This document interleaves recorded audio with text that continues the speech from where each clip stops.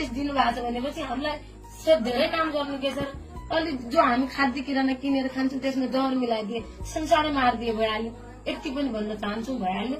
तपाईँ हेर्दै चुटाएर खानु, मार खानु, यस्तै हो भनेपछि अर्को पनि पालो आउँछ। हजुरले पनि हेरिदिनु होला। म हात जोड्छु, बिन्ती गर्छु। हामीले छोराछोरी के गरेर पाल्ने हो, या त हाम्रो किन काम गर्ने हामीलाई बनाइदिनु रोजगारको बारेमा। यदि होइन भने यही रोजगार हो भनेपछि सबैलाई यो कुरा पुकाइदिनु होला। यो चोट हेर्नुहोस्। सबैसँग म यति बिन्ती गर्छु, मुखमा हानेको यता सरस्वती भण्डारीजी मेरो यति भए हो। अरू के पनि होइन। मैले 5 केजी चिनी म्याडम लगाउनु पाउँदैन भनेपछि बन्दै गरिदिनु भन्दैमा मलाई हानेको हो, अरू केही पनि होइन। अरू दोस्रो दिदीलाई कुट्दै हुनुहुन्थ्यो, मैले यसरी कुट्नु पाइँदैन कसले भनेको छु कुट्नु भन्दैमा मलाई घिसाडेर मलाई भित्र गाडीमा हालेर आफ्नो सत्र ब्यारिङमा लगेर आफ्नो सुत्ने कोठामा लगेर मलाई यसरी हानेको हो। हेर्नुहोस् यो चोट खाने, यस्तो व्यवहार गर्ने, सत्र प्रहरी पुलिस हुँ भन्दैमा यस्तो गर्ने। मलाई यदि गल्ती गरेकै थियो भने पनि मलाई जनपद प्रहरीको उहाँ जिम्मा लगाउने हो कि कोठा लगेर त्यो मार्ने हो। यसरी यस्तो गर्न त पाउँदैन।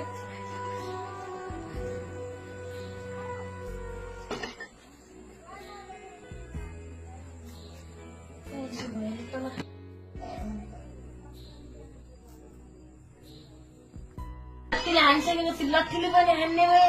लट्ठीले हानिसकेपछि मैले सहन गर्न सकेन। आफ्नो ज्यान सुरक्षा गर्नलाई देशी साहबको अगाडि हानेपछि म मान्थे, ठिक छ मेरो गल्ती छ भन्थे होइन।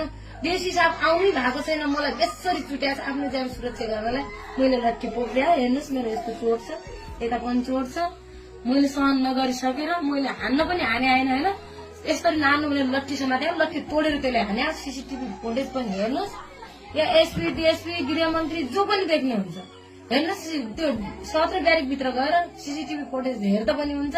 यदि मेरो गल्ती छ भनेपछि ठिकै छ, म गल्ती स्वीकार गर्छु। यदि छैन र यसरी हिर्काएर मार्नु हो भनेपछि हामीले पनि भोट दिया हो गृहमन्त्री साहबलाई, जसलाई पनि हुन्छ। हाम्रो पनि केही गरी खाने बाटो गर्दिनँ। म एउटा गरिब र दलित परिवारको मान्छे हो। म यति भन्न चाहन्छु, धेरै कुरा भन्नु पनि सक्दैन होइन। मलाई जसरी उतिखेर हान्ने जस्तो गरे उ गरे, फेरि मैले सहन पनि गर्न सकेन। एक्कासी हानेपछि मान्छे आवेशमा आइहाल्छ। आएपछि अनि आफ्नो ज्यान बचाउनलाई त मैले लट्ठी समात्ने। गृहमन्त्री रमेश लेखकज्यू, हामीले पनि एउटा भोट दिया हो। हाम्रो यो जनतालाई मारेर जनतालाई मार्नु भनेर लगाएको त होइन। जहाँसम्मलाई हुन्छ हाम्रो बारेमा हेरिदिनु। हामीले पनि एउटा भोट दिया हौ। हामीले पनि तपाईँलाई नेता बनायो, के सुरक्षा गर्नुहुन्छ भनेर हामीले सोच्या हौ। मेरो हातमा 5 केजी चिनी ल्याउँदैन मैले यसरी चुटाएर खानु, मार खानु, यस्तै हो भनेपछि अर्को पनि पालो आउँछ। हजुरले पनि हेरिदिनु होला। म हात जोड्छु, बिन्ती गर्छु। हामीले छोराछोरी के गरेर पाल्ने हो, या त हाम्रो किन काम गर्ने हामीलाई बनाइदिनु रोजगारको बारेमा। यदि होइन भने यही रोजगार हो भनेपछि सबैलाई यो कुरा पुकाइदिनु होला। यो चोट हेर्नुहोस्। सबैसँग म यति बिन्ती गर्छु, मुखमा हानेको यता हेर्नुहोस्।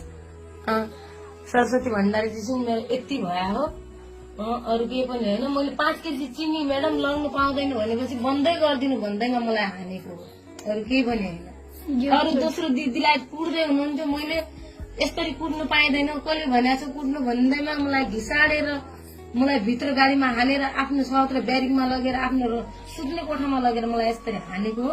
हेर्नुहोस् यो चोट समाएर घिसाडेर गाडीमा हालेर लग्दाखेरि त्यहाँदेखि ठिक छ डिएसपी साहब कहाँ छन् म कुरा गर्छु मलाई भन्दै गाडीदेखि निस्किने बित्तिकै मलाई तानेर भित्र लगे। जो आफ्नो कोठामा सुत्छे त्यो सरस्वती भण्डारी भन्ने डिएसपी साहबको मुख अगाडि हान्ने मेरो गल्ती देखाउने म मान्थे। त्यो आफ्नो सुत्ने कोठामा लगेर त्यो खाटको नजिक लगेर अनि त्यो मलाई लट्ठीले हान्ने भए दाना हान्ने भए होइन मैले सहन सकेन।